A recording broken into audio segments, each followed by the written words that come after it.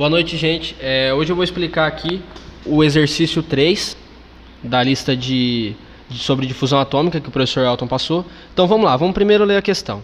Os coeficientes de difusão para o cobre no alumínio a 500 e a 600 graus Celsius são de 4,8 vezes 10 a menos 14 e 5,3 vezes 10 a menos 13, ambos metro quadrado sobre segundo, respectivamente.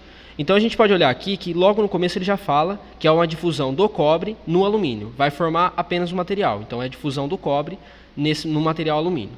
Então vamos lá, ele quer o tempo, então determina o tempo aproximado a 500 graus Celsius, que irá produzir o mesmo resultado de difusão, em termos da concentração de cobre em algum ponto específico do alumínio, que um tratamento térmico a 600 graus Celsius com duração de 10 horas.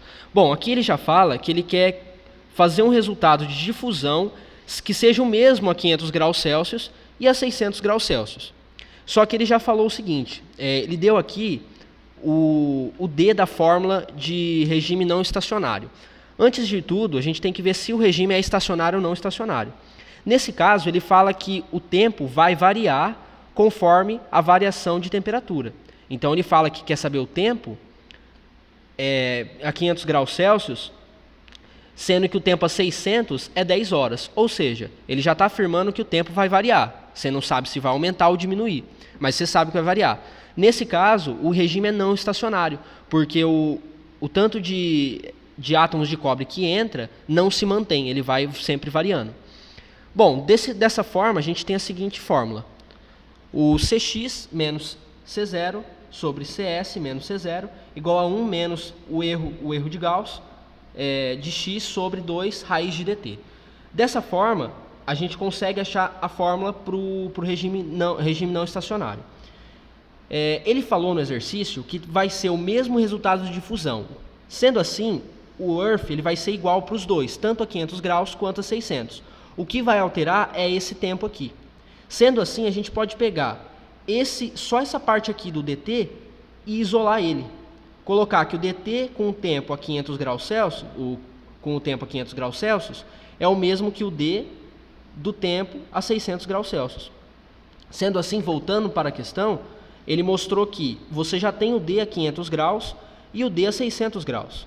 Sendo assim, você substitui na fórmula com o tempo em horas. Nesse caso, você pode utilizar o tempo em horas, você não precisa transformar para segundos, porque se você usar em horas, nesse caso que a gente está propondo aqui, ele vai sair em horas. Se você utilizar em minutos, vai sair em minutos. E em segundos é o mesmo princípio. Sendo assim, ele fala que o D a 500 graus Celsius é 4,8 vezes 10 a menos 14. Então, 4,8 vezes 10 a menos 14. Vezes o tempo a 500 graus Celsius. Você não tem, você quer determinar ele. Então, fica T. Certo? O D a 600 graus Celsius, 5,3 vezes 10 a menos 13. Vezes o tempo em 600 graus Celsius, 10 horas. Agora, a gente vai aplicar que o tempo é 5,3 vezes 10, aqui é 1, menos 13 com 1, vezes 10 a menos 12, sobre 4,8 vezes 10 a menos 14. A gente pode fazer agora aqui na fx, então, 5,3 vezes 10 elevado a menos 12, tudo isso dividido por 4,8 vezes 10 a menos 14. Então, ele deu um tempo de aproximadamente 110 horas,4. Então, como a gente utilizou o tempo em horas, o tempo final sai em horas. Bom, esse é o resultado. Então, o resultado deu exatamente mais de 100 horas. Ele fica um tempo mesmo absurdo, só para vocês terem uma noção, só diminuindo 100 graus, o quanto de tempo que aumenta. Então, esse é o exercício. Muito obrigado a todos.